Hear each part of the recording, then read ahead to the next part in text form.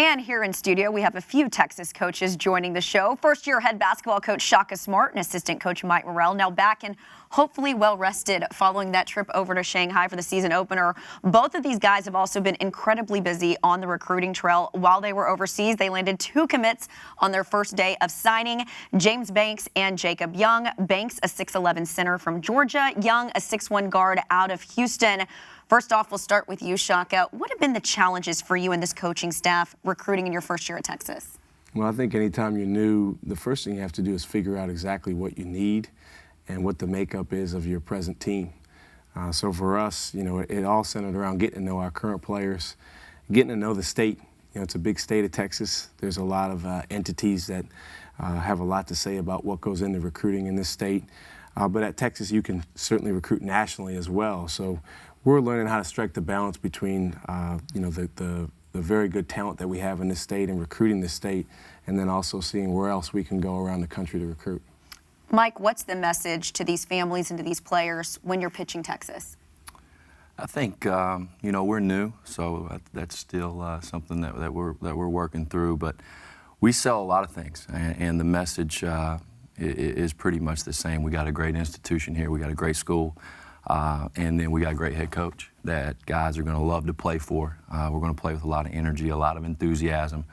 If you know anything about, Coach Smart, you know that he exuberates that on a daily basis. So that's something that every kid that we recruit is going to know right from the get-go. And they'll see that, when they see us. All right. Well, Shaka, what sort of players would you say you guys are looking for?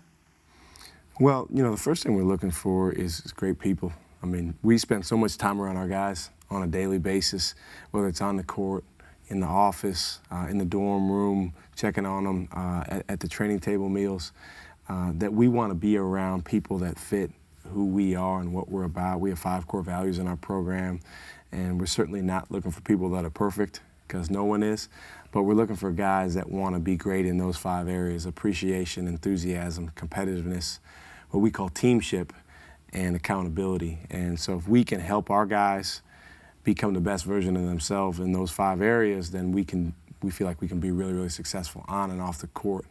Well, it's easier to help guys in those areas if they're already highly capable of being at a high level. All right, well, Mike, how did James Banks fit that criteria when you went out and scouted him? James is a unique kid, and he's a great kid, but he really fits Coach Smart and what Coach really values and what our staff really values in terms of a player. Obviously, he's a piece of clay right now. James has only been playing for a little less than 4 years, and if you watch him play, you can kind of see that in some instances, but he's just a kid who he loves to play. He loves life in general.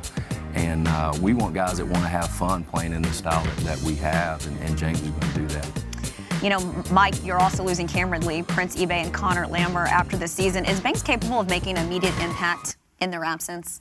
Yeah, no doubt. I mean, when you lose 3 guys of that magnitude and have made the impact that they have, you're going to need to have guys to replace that. Now, a lot of that's going to be on James and how he comes in and how he attacks the process and the plan that Coach and our staff's going to set forth for him. But he's got all the tools and all the intangibles to be able to do that. I mean, you're talking about a kid who's 6'11", and almost 7 feet 6 long, and that's special. You don't find a lot of those guys. And James is really, really willing to learn, so I think from the moment he steps on campus, he's going to continue to do that. But he's a really good player. How did you find a guy like that when you talk about some of those intangibles?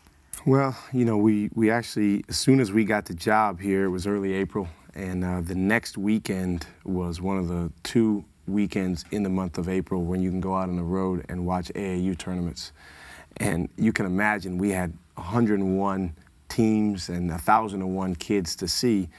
So Mike and I and the rest of the staff, we split up, and I was in Dallas, and the Atlanta Celtics were playing.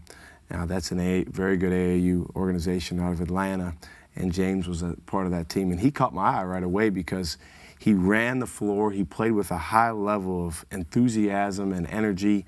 They had a team full of highly regarded players, but he was a guy that stood out with his energy. All right, well, Shaka, let's also talk about Jacob Young. Comes from an NBA pedigree. His brother Joe plays for the Indiana Pacers. Aside from that sort of background, what did you like about the guard out of Houston? Well, first of all, he's an absolute gym rat. I guarantee he's in the gym right now. He loves to work. He's a great teammate. He loves being around other people that love basketball. And really, that's the type of group that we're trying to put together, is people that thrive on being in the gym, thrive on competition. As you mentioned, he came from a terrific basketball family. Not only does his brother currently play in the NBA, his father played in 3 Final Fours. Wow. And played in the NBA and overseas for quite some time. So a really good basketball background.